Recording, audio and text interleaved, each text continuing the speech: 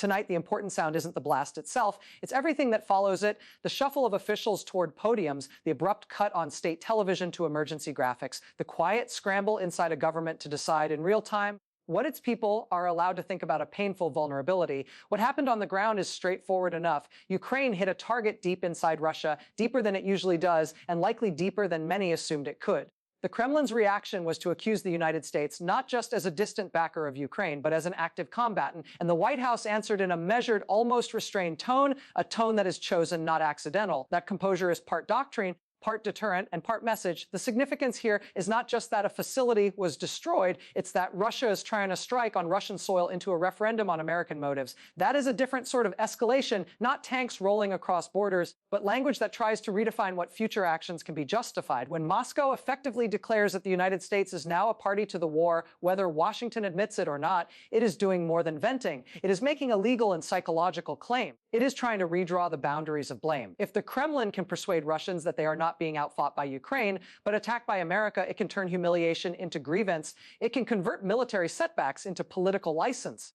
And licensed permission from the public and the elite is often the scarcest resource for authoritarian regimes when they feel exposed. Since the invasion began, Russia has had to juggle a basic contradiction. It wants to project itself as powerful enough to dictate reality, yet it keeps being forced to explain why reality keeps intruding on that narrative. When a supposedly shielded installation is hit far inside Russia, it raises questions the Kremlin does not want airing in public. Questions like, what else is vulnerable? What else isn't protected? Who said everything was under control? The fastest way to smother those questions is to replace them with a larger, more useful one, not how did we fail, but who did this to us? That is why Washington is the target of the accusation. It is the most convenient villain Russia can name, large enough to make Russian failures look less shameful, distant enough that retaliation can be fantasized about without necessarily being carried out, and politically potent enough to rally anger, fear, and loyalty at home, especially when the war starts to feel closer to ordinary Russians. This is the part that deserves attention, not the explosion, but the speed of the story that followed, the rapid insistence that Ukraine could not possibly have acted alone. That reflex is revealing.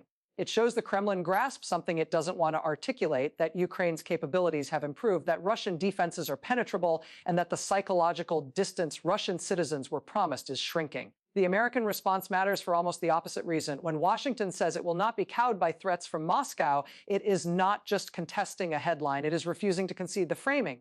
It is rejecting the idea that Russia can declare the United States a belligerent simply by saying so, and the highly disciplined tone of that response is not accidental. If the United States responds dramatically, Russia gets the spectacle of confrontation it wants to display. If the response is vague, Russia gets the uncertainty it wants to manipulate. If Washington answers plainly in legal language about self-defense and continued support, Moscow is left with a narrative that implies escalation it may not, in fact, wish to carry out. That is why this moment feels as though it presses on something larger, not because anyone is eager for a direct US-Russian war, but because this kind of rhetorical repositioning compresses time. It forces choices, it forces signaling, it raises the chances of misreading intent, of overreacting, of someone somewhere behaving as if words have already turned into reality. So the question is no longer simply how far Ukraine can reach. It is how far Russia is prepared to go to portray Ukrainian strikes as American attacks, and what kind of world emerges when a nuclear power tries to use narrative as a substitute for actual control. To understand why this episode landed the way it did, you have to separate what changed from what stayed constant. Ukrainian operations inside Russia are not new. What is new is the mix of reach, accuracy, and timing. This was not a symbolic hit designed to grab headlines. It was aimed at an asset Russia sees as central to its long-range military capability. That distinction matters. It punctures one of the Kremlin's core assumptions that certain assets are protected not only by their defenses, but by sheer distance. For months, Moscow has treated geography as a form of strategic armor. Launch platforms, command centers, and production lines deep inside Russia were assumed to be effectively out of range, or at least out of serious danger. That assumption drove planning, messaging, and internal confidence. When a strike shatters that assumption, it doesn't just destroy hardware, it disrupts timelines, undermines internal trust, and forces planners to question their own maps of security. That is why Russia's reaction becomes easier to interpret. If this had been just another setback, Moscow could have minimized coverage, blamed mechanical issues, and moved on. Instead, the rhetorical temperature jumped almost immediately. That tells you the strike hit something more fragile than infrastructure to hit credibility. State television went into high gear because silence would have left a vacuum for the wrong questions. If Russians begin asking how such an attack was possible, who failed, and what else might be exposed, that curiosity becomes corrosive. So the story had to outrun the doubt. The narrative could not be about Russian shortcomings. It had to be about American interference. This is not improvisation. It is a standard pattern. When authoritarian systems are caught off guard, they frequently respond by enlarging the threat. A bigger enemy justifies greater strain. A global clash reframes domestic weakness as heroic endurance. Blaming the United States fits that template neatly. It explains the strike without admitting incompetence and turns a concrete security problem into a geopolitical grievance. But that move carries a price. By declaring the United States a party to the war, Russia raises expectations it may be unable or unwilling to meet. Such statements generate internal pressure for retaliation. They shrink the room for quiet de-escalation. And they force Washington to decide whether to accept or contest the label. That is why the U.S. reply was so narrowly drawn. It didn't debate targeting, intelligence, or operational details. It didn't trade threats. It went back to basics. Ukraine's right to defend itself and America's refusal to be intimidated. That response matters because it blocks Russia from climbing the rhetorical escalation ladder it's trying to build. If Washington declines the role of co-combatant, the Kremlin must either behave as though that role is real or let its own claim fade over time. Acting on it is dangerous. Abandoning it is embarrassing. That is the corner Moscow has painted itself into. The strike forced Russia to explain something it didn't want to explain. The explanation it chose created pressures it may not wish to satisfy, and Washington's deliberate, legalistic answer removed much of the ambiguity Moscow hoped to exploit. This is how escalation often unfolds today, not through a single dramatic decision, but through a chain of moves that steadily reduce flexibility. Each step seems manageable. Each declaration seems reversible until they aren't. That is why observers are watching not only what Russia says next, but how fast it says it and what tone it chooses. Tone is often the first indicator of whether a government is losing control of its own narrative. There is also a crucial audience in this exchange that rarely gets named: the Russian system itself. These statements are not just aimed outward. They are aimed inward at generals who must account for gaps in air defenses, at intelligence chiefs under scrutiny, and at political elites whose status depends on the belief that the state can keep this war away from everyday life. Deep strikes undermine that belief. They do something uniquely destabilizing. They make the war feel nearer, less contained, less theoretical. Once that happens, the demands on leadership change. It is no longer sufficient to promise eventual victory. Leaders must promise safety. Here, the Kremlin's fear becomes visible, even if it is never admitted. If Ukraine can hit locations that were assumed secure, then the entire hierarchy of safety starts to break down. If some places once seen as untouchable are now at risk, the logic of who is protected and who is exposed begins to unravel. That unsettles elites who counted on proximity to power to shield them from danger. This is why reports of nervousness inside Russia matter: panic buying near bases, quiet relocation from sensitive zones, unease voiced on channels that usually echo the official line. These are not signs of imminent revolt. They are signs of strain. And strain is dangerous not because it causes instant collapse, but because it pushes systems toward overreaction. Under pressure, governments often try to reassert control with displays, sharper rhetoric, harsher warnings, symbolic gestures intended to reassure insiders that authority still holds. Yet those displays can backfire when they provoke responses that further highlight limits. That is the paradox Russia faces. The more it insists that the United States is behind every effective Ukrainian attack, the more it acknowledges that Ukraine alone is too capable to dismiss. And the more it elevates Washington as the true opponent, the more it courts a confrontation it is not eager to manage directly. Washington understands this, which is why its stance aims less at embarrassing Russia and more at steadying the situation around it. Calm, repetitive language sends a message not just to Moscow, but to allies, markets, and militaries watching for signs of panic. In this context, predictability is a strategic asset. The danger is not that Russia is seeking a much larger war. The danger is that it wants to appear unconcerned while constrained by realities it cannot admit. That gap between image and actual capacity is where miscalculations breed. Moments like this do not end with a single statement. They linger, they shape internal arguments, they influence who gets a hearing and who is pushed aside, they affect how much risk leaders believe they can accept the next time a decision point arrives. What makes this period of the war particularly hazardous is not classic escalation, but compression. For a long time, this conflict has been managed through layers of distance: physical distance between capitals and front lines, political distance between actions and their consequences, psychological distance between public rhetoric and private planning. That distance created slack for clarifying intentions, correcting errors, stepping back. Deep strikes erode that slack. They don't just endanger assets, they threaten assumptions. They force governments to respond faster with fewer options under more scrutiny at home and abroad. As time compresses, the margin for error shrinks. That is where miscalculation becomes central, not because anyone intends to cross a red line, but because the meaning of those lines is being renegotiated in real time. They are argued over on television, reframed by propaganda, interpreted differently in each capital. A gesture meant as deterrence can be read as preparation for attack.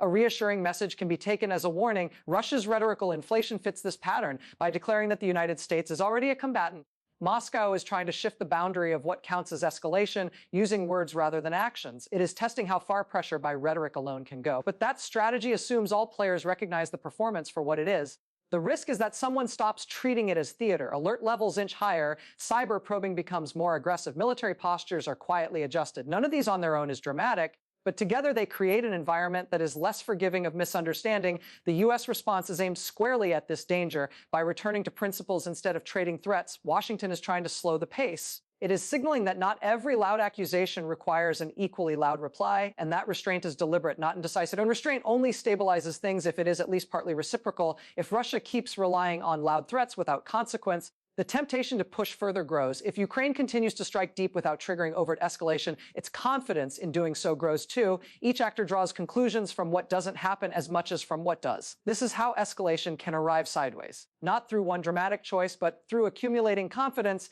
that the other side will always hold back. History suggests this is often when systems fail, when everyone thinks they understand the limits, right up until they discover they do not. At this stage, the conflict is not just about ground or weapons or targets. It is about managing tempo. It is about preserving enough space between action and reaction for judgment to matter. And that space is visibly narrowing, which leads to the quieter question beneath every briefing and every strike, not whether escalation is probable tomorrow, but whether the mechanisms meant to prevent it can keep working under mounting strain. At some point, this war stops being measured only in kilometers and casualties and starts being measured in confidence in limits, in signals, in the belief that catastrophe is still avoidable. Ukraine's ability to hit deep inside Russia changes not only what can be struck, but what people believe about what can be struck. And in strategic confrontations, belief often matters as much as damage reports. Once a government accepts that its adversary can reach places once deemed safe, it is pulled inward. Resources are redirected to defense. Attention shifts from offense to protection. Momentum slows. That is the quiet effect of these operations. They force Russia to divert effort from projecting power to guarding its own interior, to explaining failures to soothing fear at home. These consequences don't show up on a map right away, but they shape Russia's future options. The Kremlin's public narrative is designed to offset this erosion of confidence. By insisting that American involvement explains Ukrainian success, Moscow is trying to defend a sense of hierarchy. The idea it wants to preserve is that this is ultimately a clash with a pure great power, not a slow loss of initiative to a smaller neighbor. That story only holds, however, if others accept it. The White House's response pressures that story by refusing to argue on those terms. By repeating Ukraine's right to self-defense and brushing aside intimidation, Washington is signaling that Russia cannot unilaterally expand the war's definition with a statement. That denies Moscow the psychological escape it is seeking. Meanwhile, NATO's quiet posture, ongoing planning, reviewed contingencies, deepening coordination, reinforces that message without fanfare. The very fact that preparations exist is itself a signal. The result is a three-way interaction that grows less stable over time. Ukraine tests reach and reshapes assumptions. Russia tests rhetorical boundaries to regain narrative control without igniting the war it fears. The United States holds to a disciplined line, betting that steadiness will keep the situation from tipping over. The risk does not lie in a sudden, unanimous decision to escalate. It lies in each side becoming more certain of its own reading of the others. Ukraine may decide that even bolder strikes are safe. Russia may conclude that ever louder threats are essentially free. The United States may believe its restraint will always be matched. Uneven confidence creates blind spots, and blind spots are where grave mistakes originate. This is the stage where analysts stop asking only what happened today and start asking, how long can this balance hold? How many strikes, accusations, and close calls can occur before one side begins to treat the other's intentions as fixed destiny rather than a choice? What comes next is unlikely to satisfy anyone waiting for a single dramatic turning point. There will probably be no grand speech declaring a new face, no clear, universally recognized moment when a line is obviously crossed. What follows is subtler. Russia is likely to adjust quietly, shifting more air defenses inland, tightening secrecy around critical sites, tightening control over media to keep attention aimed outward. Public rhetoric will stay fairy. Actual moves will likely remain cautious. That gap between words and deeds is not just hypocrisy, it is what strategy looks like under constraint. Ukraine, for its part, has learned something important, not only that it can hit deep, but that such hits can occur without immediately provoking higher-level escalation. That insight matters. It will shape future targeting more selective, more psychologically tuned strikes, not to widen the war, but to raise the internal cost of continuing it. The United States, meanwhile, has made its intent clear: no panic, no sudden retreat, no surprise lurch in policy. Its response was designed not to settle the issue once and for all, but to keep it from spiraling. In strategic terms, that kind of predictability can be stabilizing, even against an unstable backdrop. But stability is not the same as safety. As these patterns repeat, the overall system becomes more sensitive. Every strike carries more interpretive weight. Every accusation is examined more closely. Even silence becomes meaningful. That is how conflicts become harder, not easier, to manage over time. The real test is not whether escalation comes this week or next, but whether the safeguards meant to stop it still function months or years from now, whether self-restraint still feels rational when fear and frustration build, whether leaders still trust that the other side wants to avoid catastrophe too.